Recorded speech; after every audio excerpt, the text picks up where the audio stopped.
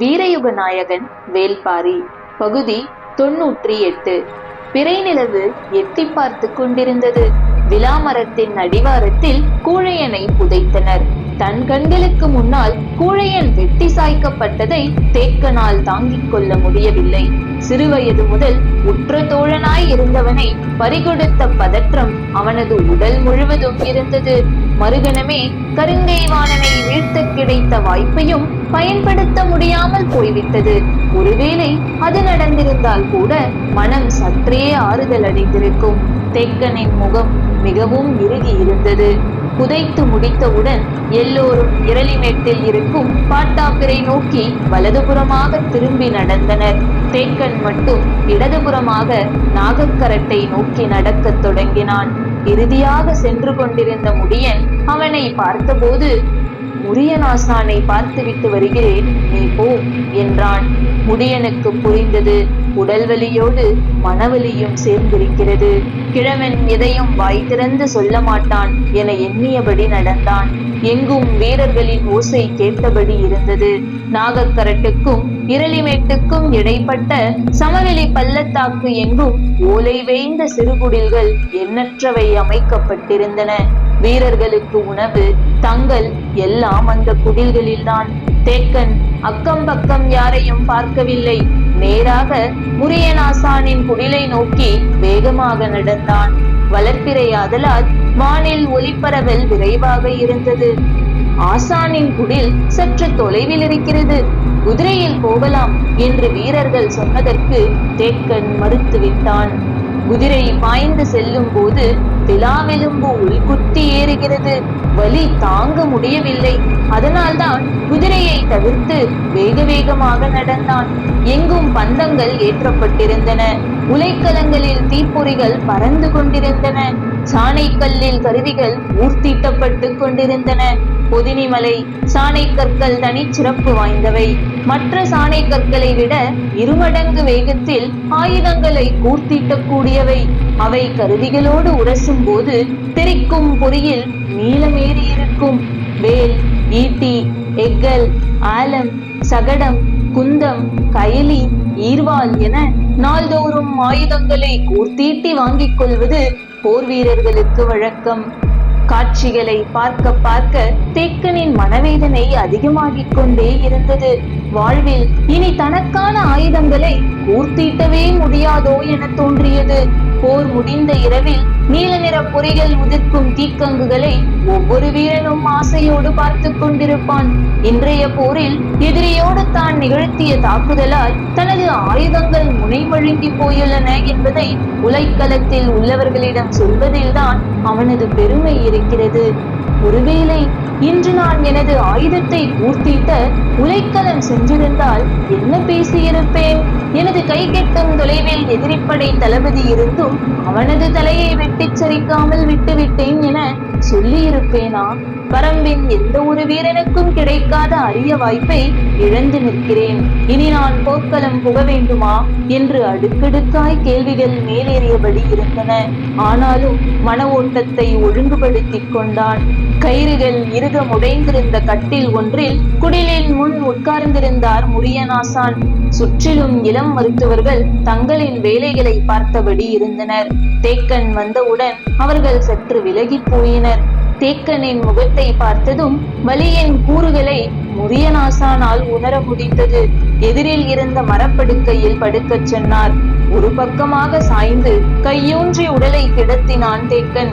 அவன் படுக்கும் விதமே காயத்தின் தன்மையை சொன்னது. நெஞ்செலும்பின் அடிப்பகுதி சற்றே வீக்கம் கொண்டிருந்தது. அதை ஆசான் தொட்டபோது வலி பொறுக்க முடியவில்லை. ஆனால் அதை வெளிக்காட்டாமல் இருந்தான் தேக்கன். அந்த இடத்தை விரலால் அழுத்தியபடி தேக்கனின் முகத்தை ஆசான் பார்த்தபோது தேக்கன் சொன்னான், என்ன வேண்டுமானாலும் செய்து கொள்ளுங்கள். போர் முடியும் வரை நான் களத்தில் நிற்க வேண்டும். மருத்துவனிடம் முன் நிபந்தனை கூடாது. சிகிச்சை பெறுவதற்கான காரணத்தை மருத்துவனிடம் மறைக்க கூடாதல்லவா? போர்க்களத்தில் நின்றால் மட்டும் போதுமா? போரிட வேண்டாமா? வேண்டாம், இந்த போரை வெற்றியாக்குவது முடியனின் கடமை. அவன் அதை செய்து முடிப்பான். நான் களம் விட்டு அகன்றால் பாறை களம் இறங்கும் சூழல் உருவாகிவிடும். அதை தவிர்ப்பதுதான் எனது வேலை. அதே நேரம் எனது செயல் மற்றவர்கள் ஐயம் கொள்ளாதபடி இருக்க வேண்டும். உடலெங்கும் அழுத்தி பார்த்து உள்காயங்களை கணித்தபடியே ஆசான் சொன்னார். வாளும் வெல்லும் ஏந்தக்கூடாது. ஈட்டியை வைத்துக் கொள்ளுங்கள். ஆயுதம் கை கொண்டதாகவும் இருக்கும், ஊன்றி நிற்க உதவியாகவும் இருக்கும். தேக்கன் பதில் எதுவும் சொல்லவில்லை. ஆனால் அவன் கண்கள் வார்த்தைகளின் கசப்பை விழுங்க முடியாமல் துடித்தன. அப்போது தேக்கனை சந்திக்க வீரன் ஒருவன் வந்தான். ஆனால் மாணவர்களோ தேக்கனுக்கு சிகிச்சை தொடங்கிவிட்டதால் வீரனை சற்று தொலைவிலேயே நிறுத்தினர்.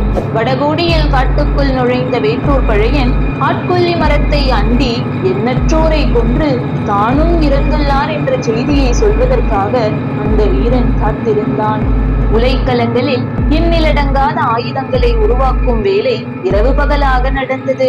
ஆனால் அவற்றின் ஓசை எதுவும் மூஞ்சலுக்குள் கேட்காது. ஏனென்றால் உலைக்களம் இருக்கும் பகுதி, படைக்கல பேரரங்கு இருக்கும் பகுதி, மருத்துவ கூடாரம், மூஞ்சல் என எல்லாம் தனித்தனியே வெகு தொலைவில் இருந்தன. பொழுது நள்ளிரவை நெருங்கிக் கொண்டிருந்தது. குலசேகர பாண்டியன் சொல்லியதை போல புதிய தாக்குதல் திட்டத்தோடு கூடாரத்துக்குள் நுழைந்தான் கருங்கைவாணன். உள்ளே அனைவரும் காத்திருந்தனர். செங்கணச் சோழன் கரும்பாக்குடியினரை பற்றி சொன்ன செய்தியை கேட்டு மகிழ்ந்து போயிருந்தான் உதியஞ்சேரல். தந்தை குலசேகர பாண்டியனின் திட்டத்தை கேட்டு ஆச்சரியம் கொண்டிருந்தான் புதிய விற்பன். அனைவரும் இருப்பார்கள் என நினைத்து உள்ளே வந்த கருங்கைவாணன் வேந்தர்களின் முகங்களை பார்த்து சற்றே குழப்பமானான். ஆனாலும் அவன் வகுத்த திட்டத்தை பற்றி கூறலானான். நிறைந்த அவையில் அவமானப்பட்ட ஒரு தளபதியின் சினம் அவன் வகுத்த திட்டத்தின் வழியே வெளிப்படத் தொடங்கியது. 3 நாள் போர்களின் அனுபவத்தில் இருந்து நான் சில முடிவுகளுக்கு வந்துள்ளேன். எதிரிகளின் போருத்தி நம்மால் முன் உணர முடியாததாக இருக்கிறது. இனிமேலும் அப்படித்தான் இருக்கும். ஆனால் அவர்கள் படையின் வலிமை எதில் இருக்கிறது என்பதை என்னால் கணிக்க முடிந்திருக்கிறது என்றான். இதுவரை தாக்குதல் உத்தியை பற்றி மட்டுமே பேசிய கருங்கைவாணன் முதன்முறையாக எதிரிப்படையின் நுணுக்கங்களை பற்றி பேசத் தொடங்கியதை அவை உன்னிப்பாக கேட்டது. நம்மோடு ஒப்பிட்டால் பரம்பின் படை அளவில் மிக மிக சிறியது. ஆனாலும் அவர்கள் 3 நாள் போர்களிலும் முன்னேறி தாக்கியுள்ளனர். அதற்கு காரணம் அவர்களது படையின் மைய அச்சாக இருக்கும் விற்படைதான். அவர்கள் அம்பெய்யும் தொலைவில் சரிபாதிதான் நம் வீரர்களால் அம்பெய்ய முடிகிறது. எனவே விற்படையினரை நம்மால் நெருங்கவே முடியவில்லை. அந்த படையினர் போர்க்களத்தின் நடுவில் எதிரிப்படையின் மீது நம் படையினர் தாக்குதலை குவித்து முன்னேற முடியவில்லை. எனவே நமது தாக்குதலின் மூலம் எதிரிகளை தற்காப்பு நிலைக்கு தள்ள முடியவில்லை. மாறாக எதிரிப்படையின் ஏதாவது ஒரு பிரிவு மூஞ்சிலை நோக்கி தொடர்ந்து முன்னேறி தாக்குகிறது என்றான். கருங்கைவாணனின் கணிப்பு மிக சரியானது என தோன்றியது. ஆனாலும் அதை வெளிக்காட்டாமல் இருந்தார் குலசேகர பாண்டியன்.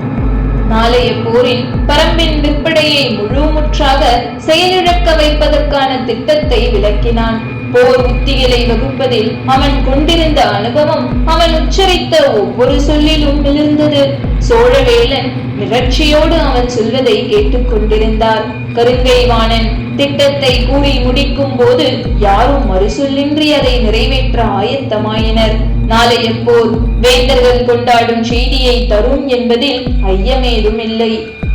உடலும் மனமும் தளர்ந்தபடி பரன் மீது நின்று கொண்டு எழும் கதிரவனை பார்த்தார் திசைவேழர். செம்பிழம்பின் வட்ட வடிவை மேகத்துண்டுகள் தழுவி கிடந்தன. வானில் பறவை ஏதும் தென்படவில்லை. கண்கள் வெளியெங்கும் பார்த்து திரும்பின. வழக்கத்துக்கு மாறாக வேந்தர் படைகள் நிலை கொண்ட பகுதியில் தூசியும் புழுதியும் சூழ்ந்திருந்தன. போர் தொடங்கி நீண்ட பொழுதுக்கு பிறகுதானே இவ்வளவு புழுதி மேலெழும். இன்று என்ன நடந்துள்ளது? போர் தொடங்கும் முன்பே புழுதி இவ்வளவு உயரத்துக்கு சூழ்ந்துள்ளதே என நினைத்தபடியே நாழிகை வட்டிலை பார்த்தார். கோலின் நிழல் உள்ளிழுத்துக் கொண்டிருந்தது. சரியான இடத்தை தொட்டதும் வலது கையை உயர்த்தினார். பரனெங்கும் இருந்து ஓசை எழுப்பப்பட்டது. தட்டியங்காட்டு போரின் 4ஆம் நாள் தொடங்கியது. தட்டியங்காட்டு போரின் 4ஆம் நாள் தொடங்கியது. கை உயர்த்தி இமை பொழுது கடப்பதற்குள் நிலமெங்குமிருந்து வீரர்களின் பெருமுழக்கமும் முரசுகளின் பேரோசையும் வெளியை எதிரச் செய்தன. வழக்கத்தை விட பல மடங்கு ஓசை கனப்பொழுதில் மேலெழும்பியது. களத்தில் என்ன நடக்கிறது என்று திசைவேழர் கூர்ந்து பார்த்தார். பரம்பு படை வழக்கம் போல் தாக்குதலுக்கு ஆயத்தமானது. ஆனால் வேந்தர் படையோ வழக்கத்துக்கு மாறாக வெள்ளம் போல் பரவி விரியத் தொடங்கியது. எல்லா திசைகளிலும் ஓசையுடன் உழுதி மேலெழுந்து கொண்டிருந்தது. இதுவரை வேந்தர் படை வடக்கு தெற்காக வரிசைகளை ஏற்படுத்தி கண்ணுக்கெட்டும் தொலைவு வரை அணிவகுத்து நிற்கும். முதல் நிலைப்படை, 2ஆம் நிலைப்படை, 3ஆம் நிலைப்படை என 3 பெருந்தொகுப்புகளாக படை நின்றிருக்கும். முதல் நிலைப்படை பரம்பு படையோடு மோதிக்கொண்டிருக்கும். இழப்புகள் அதிகமாகும் போது அடுத்தடுத்த நிலையில் இருக்கும் வீரர்கள் முதல் நிலைப்படையோடு வந்து இணைவர். ஆனால் இன்றைய போரில் வேந்தர் படை வழக்கம் போல் அணிவகுக்கவில்லை. பெருமாற்றம் நடந்துள்ளது. ஆனால் என்னவென்று புரிபடவில்லை. முரசின் ஓசை கேட்டதும் தாக்குதலுக்கு தயாரானது பரம்பு படை. நேற்றைய போரில் மூஞ்சிலின் அருகே பரம்பின் குதிரைப்படை சென்றது. இன்றைய போரில் மூஞ்சலுக்குள் நுழையும் திட்டத்தோடு முடியன் வந்திருந்தான். குதிரைப்படையை 6 கூறுகளாக பிரிப்பது என முடிவெடுத்திருந்தான். மூஞ்சலின் வடிவம் அவன் கண்களுக்குள்ளேயே இருந்தது. குதிரைப்படையின் 2 பிரிவுகள் மூஞ்சலை அடையும் வரை போரிடக்கூடாது. அந்த 2 பிரிவுகளையும் மூஞ்சலின் அருகில் கொண்டு போய் சேர்க்க வேண்டியது மற்ற 4 பிரிவுகளின் வேலை. அந்த 4 பிரிவுகளுக்கும் முடியன் பொறுப்பாவான். மூஞ்சலின் அருகில் சென்றதும் எதிரிகளின் தாக்குதல் பல மடங்கு வலிமை கொண்டதாக இருக்கும். ஏறக்குறைய அனைவரும் கவச வீரர்களாக இருப்பர். எனவே மிக வலிமையான தாக்குதலின்றி மூஞ்சலை சுற்றியுள்ள அரணை உடைத்து உட்செல்ல முடியாது.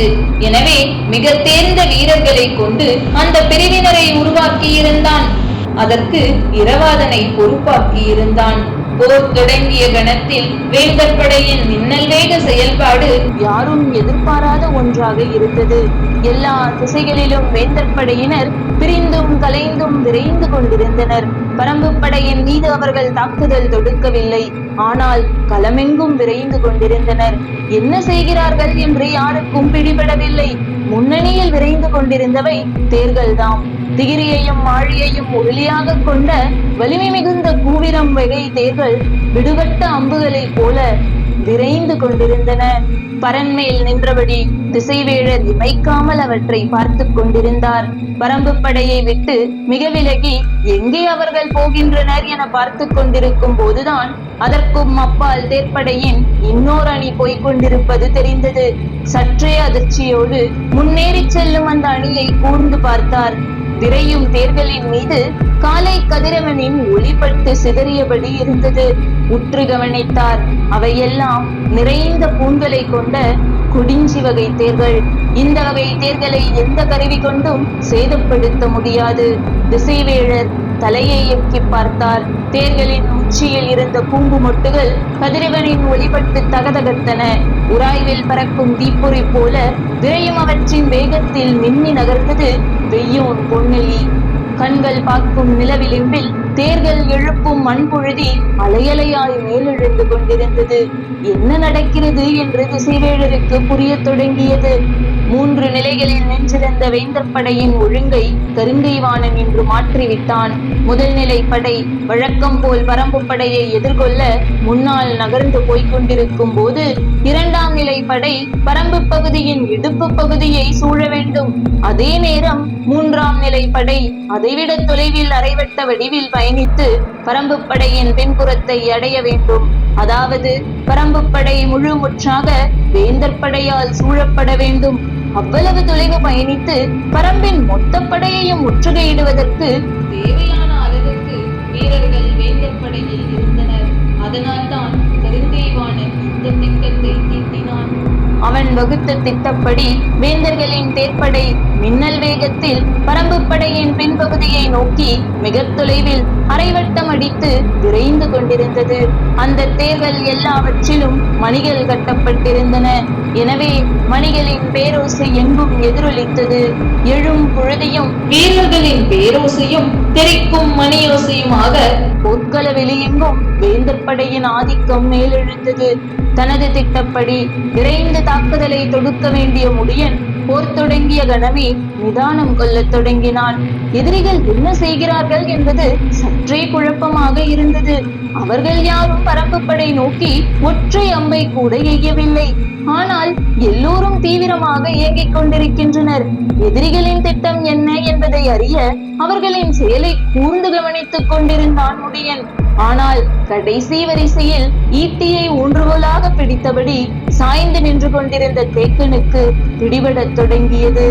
ஏனென்றால் பரம்பு படையை விட்டு மிக விலகி அரைவட்ட வடிவில் புழுதி மேலெழுந்து கொண்டிருந்தது. மேலெழும் புழுதியின் முன்முகம் அவன் இருக்கும் பின்புறத்தை நோக்கி வளைந்து வந்து கொண்டிருந்தது. கருங்கை வாணன் தாக்குதலுக்கான திட்டத்தை உருவாக்கிய கணத்திலிருந்து மிக தீவிரமாய் செயல்பட்டு கொண்டிருக்கிறான். நேற்று நள்ளிரவு மூவேந்தர்களும் இந்த திட்டத்தை ஏற்றனர். கொல்லப்பட்ட தேர்ப்படை தளபதி நகரி வீரனுக்கு பதில் வெறுகாலனை புதிய தளபதியாக நியமித்தான் செங்கணச் சோழன். சூலக்கையனுக்கு பதில் மாகனகனை தளபதியாக நியமித்தான் குலசேகர பாண்டியன். உடனடியாக தாக்குதல் திட்டத்துக்கான வேலைகள் தொடங்கின. படைக்கல கொட்டிலில் இருக்கும் ஆயுதவாரியை நோக்கி முதல் ஆணை பிறப்பிக்கும் பொழுது நள்ளிரவை தொட்டு நின்றது. வழக்கம் போலவே நாளைய தாக்குதல் நடக்கும் என நினைத்த ஆயுதவாரி வீரர்களுக்கு தேவையான ஆயுதங்களை எல்லாம் படைப்பிரிவுகளுக்கு வழங்கிவிட்டு தனது கூடாரத்துக்கு சென்றார். உள்ளே சென்று அமர்ந்ததும் தலைமை தளபதியின் ஆணையோடு வீரன் ஒருவன் வந்து நின்றான். ஆணையை கண்டதும் அவர் அதிர்ச்சிக்குள்ளானார். நாளைய போரில் வேந்தர் படையில் இருக்கும் அத்தனை வீரர்களும் களம் புகுந்து எதிரிகளின் மீது தாக்குதல் நடத்த போகிறார்கள். எனவே அனைவருக்கும் தேவையான ஆயுதங்களை உடனடியாக கொண்டு சேர்க்கும் ஏற்பாடுகளை செய்யும்படி அதில் கருங்கை வாணனின் உத்தரவு இருந்தது. இதுவரை முதல்நிலை படை வீரர்கள் மட்டுமே தாக்குதல் தொடுத்தனர். மற்ற இரு நிலைகளிலும் இருந்த வீரர்கள் தாக்குதல் களத்துக்கு தேவைப்பட்டால் மட்டுமே சென்றனர். தாக்குதல் களத்துக்குள் வீரர்கள் அனைவரும் புகுந்தால் அவர்களிடம் இருக்கும் ஆயுதங்களை போல குறைந்தது 6 மடங்கு ஆயுதங்களை அவர்களுக்கு கொண்டு சேர்க்க ஆயுதவாரி ஆயத்த நிலையில் இருக்க வேண்டும். தாக்கும் அணியின் பின்புறம் ஆயுத வண்டிகள் எந்நேரமும் அணிவகுத்து நிற்க வேண்டும். இப்போது படை முழுவதும் இருக்கும் அனைத்து வீரர்களும் தாக்குதலுக்கு களம் புக போகிறார்கள் என்றால் அனைவரின் கைகளிலும் தேவையான அனைத்து விதமான ஆயுதங்களும் இருக்க வேண்டும். அனைத்து படையினருக்கும் களத்துக்கு தேவையான ஆயுதங்களை வண்டியில் ஏற்றி ஆயத்தப்படுத்த வேண்டும். இவையெல்லாம் இந்த நள்ளிரவுக்கு பின் எப்படி சாத்தியமாகும்? ஒருபோதும் முடியாது என்று புலம்பியபடி தலைமை தளபதி எங்கே இருக்கிறார் என கேட்டான் ஆயுதவாரி. செய்தியை கொண்டு வந்த வீரன் மூஞ்சலுக்குள் இருந்துதான் இதை கொடுத்து விட்டார் என்றான். மூஞ்சலுக்குள் இருந்தால் எந்த உத்தரவையும் பிறப்பிப்பாரா? நள்ளிரவுக்கு பின் எப்படி இவ்வளவு ஆயுதங்களையும் கொண்டு சேர்க்க முடியும்? நாளைய போரில் சரிபாதி வீரர்களை களத்தில் இறக்குவோம். நாளை மறுநாள் முழுமையாக அனைவரையும் களத்தில் இறக்க ஏற்பாடு செய்வோம் என்று நான் சொன்னதாக போய்ச்சொல் என்று கூறி அந்த வீரனை திருப்பி அனுப்ப முற்பட்டார். ஆனால் வீரனிடம் பேசிக் கொண்டிருக்கும் போதே வெளியில் பெரும் கூச்சலோசை கேட்டது. இந்த நள்ளிரவில் என்ன இவ்வளவு சத்தம் என எண்ணியபடி கூடாரத்தை விட்டு வெளியில் வந்து பார்த்தார். படைக்கல பேரரங்கை நோக்கி ஆயுதங்களை ஏற்றிச் செல்ல யானைகளும் குதிரை வண்டிகளும் மாடுகள் பூட்டிய நீள் வண்டிகளும் அணியணியாய் வந்து கொண்டிருந்தன. படைக்கல பேரரங்கின் முன்னால் பெரும் கூட்டம் கூடியிருந்தது. தொலைவிலிருந்து இந்த காட்சியை பார்த்த ஆயுதவாரிக்கு என்ன செய்வதென புரியவில்லை. 3 நாள் போரிலும் கொல்லப்பட்டது போக மீதம் இருக்கும் 45 சேனை முதலிகளும் அவர்களுக்கு கீழே இருக்கும் 450 சேனை வரையர்களும் நாளை தங்களின் படைகளை களம் நோக்கி தாக்குதலுக்கு நகர்த்துகின்றனர். அனைத்து படைப்பிரிவுகளுக்கும் தேவையான ஆயுதங்களை பெற்றுச் செல்ல சேனை முதலிகளின் உத்தரவோடு படைப்பணியாளர்கள் போர்க்கள பேரரங்குக்கு முன்னால் வந்து குவியத் தொடங்கிவிட்டனர். மிரண்டு போனார் ஆயுதவாரி. தன்னிடம் கேட்காமல் இந்த நள்ளிரவுக்கு பின் இப்படி ஒரு உத்தரவை சேனை முதலிகளுக்கு எப்படி வழங்கலாம் என்று கடும் கோபத்தோடு பேரரங்கு நோக்கி விரைந்தார். பாண்டியனின் படைக்கல பேரரங்குதான் ஊஞ்சலுக்கு அருகில் இருக்கிறது. சேரனின் பேரரங்கு தென்புறத்திலும் சோழனின் பேரரங்கு வடபுறத்திலும் சற்று தொலைவில் இருக்கின்றன. ஒவ்வொரு பேரரங்கும் ஊஞ்சல் நகரை விட பெரியது, எண்ணற்ற கூடாரங்களை கொண்டது. ஒவ்வொரு கூடாரத்திலும் ஒவ்வொரு வகையான ஆயுதங்களை வரிசைப்படுத்தி வைத்திருந்தனர். 4 வகையான வில்கள், 13 வகையான அம்புகள், 20 வகையான வாள்கள், 8 வகையான வேல்கள், 3 வகையான குருவாள்கள், 3 வகையான தண்டங்கள், 3 வகையான கேடயங்கள், இவை தவிர 100க்கும் மேற்பட்ட தனித்துவமான ஆயுதங்கள் என அனைத்தும் வகை பிரித்து வைக்கப்பட்டுள்ளன.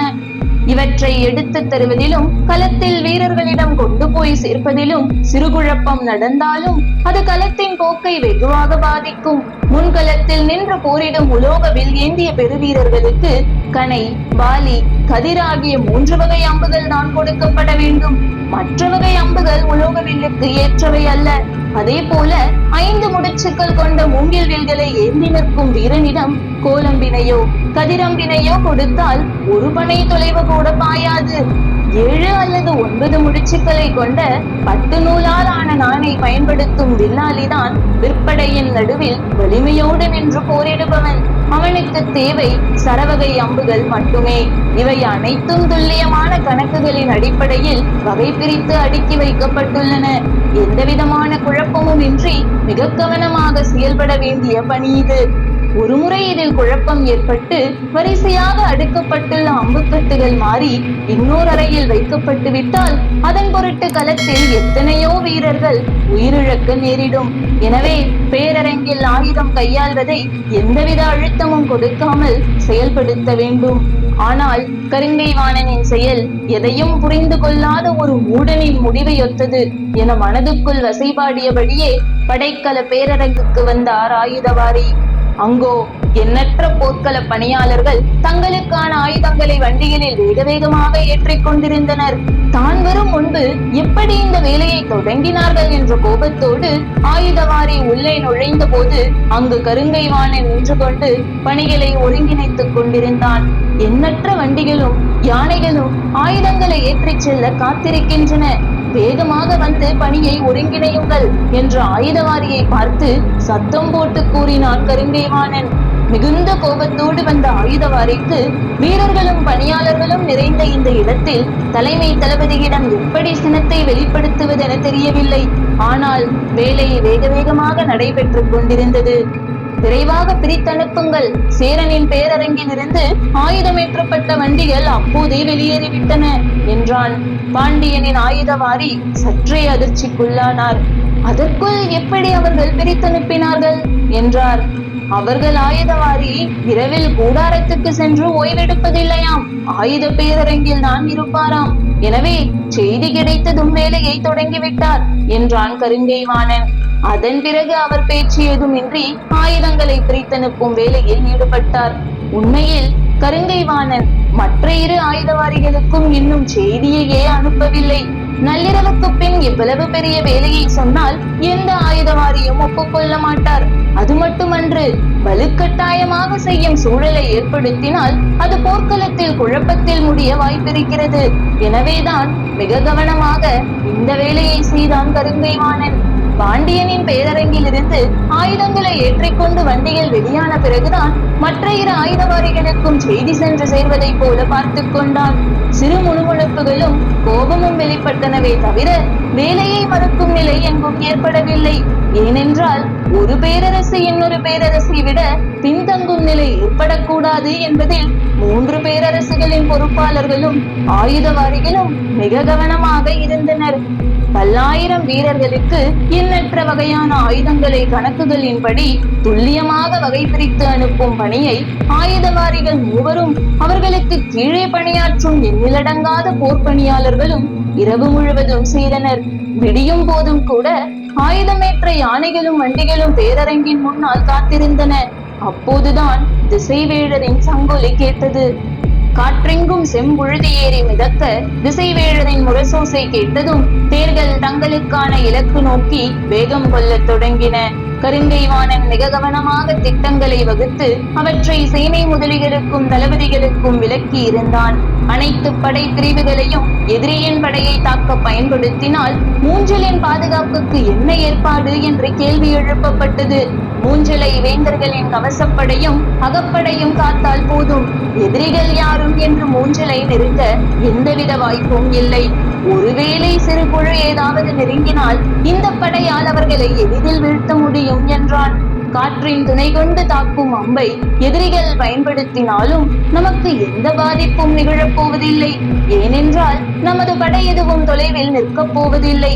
மொத்த படையும் எதிரிகளை சூழ்ந்துதான் நிற்கப் போகிறது என்றான்.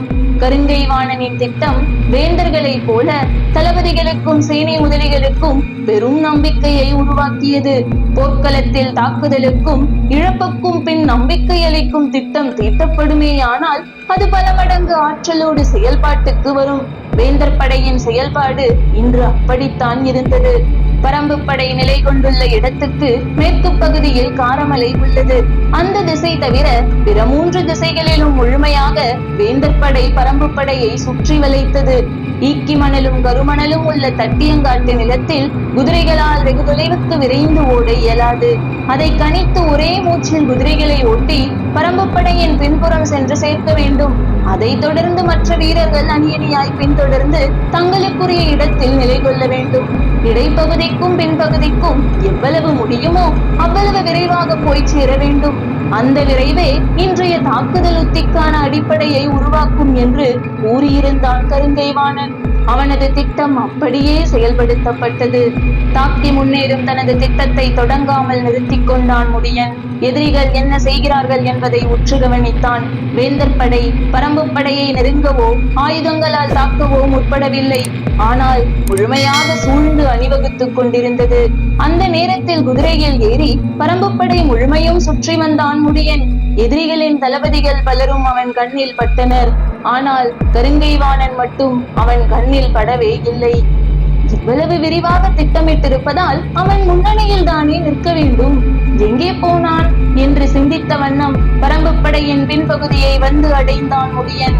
அங்கே தேக்கன் நின்று கொண்டிருந்தான். தேக்கனின் பாதுகாப்புக்காகத்தான் அவனை பின்புற வரிசையில் நிற்குமாறு முடியன் சொல்லி இருந்தான். ஆனால் இப்போது அவன் இருக்கும் திசையிலும் எதிரிகள் சூழ்ந்து நிற்பதால் அவனும் முன்வரிசையில் நிற்பவனாக மாறினான். தேக்கனின் அருகில் வந்ததும் குதிரையை விட்டு இறங்கினான் முடியன். அப்போது நாகக்கரட்டில் இருந்து நீல் கொம்பின் சுழியோசை கேட்டது. அதிர்ச்சியோடு நாகக்கரட்டை திரும்பி பார்த்தான். வெளிப்படுத்தப்படுவது சுழியோசைதானா என்பதை மறுபடியும் கூர்ந்து கவனித்தான். ஆபத்தை முன்னுணர்த்தும் நீல் கொம்பின் சுழியோசைதான் அது. சற்றே கோபத்தோடு, எதிரிகள் நமது படையை சூழ்ந்து விட்டால் ஆபத்து என்று பொருள் கொண்டு விடுவதா என்று தேக்கனை பார்த்து கேட்டான். ஓசை கேட்ட திசையையே பார்த்து கொண்டிருந்த தேக்கன் சொன்னான், ஆபத்து இங்கில்லை, அங்கு. முடியன் சற்றே மிரட்சியோடு மீண்டும் நாகக்கரட்டை பார்த்தான். இறுக்கிக் கொடியின் பால் கொண்டு காட்டப்படும் குறிப்பு குலவன் திட்டை நோக்கி காண்பிக்கப்பட்டு கொண்டிருந்தது. ஏற்பட்டுள்ள ஆபத்தை பாரிக்கு தெரிவித்துக் கொண்டிருக்கின்றனர் நாகக்கரட்டின் மீதிருந்த கூவல் குடியினர்.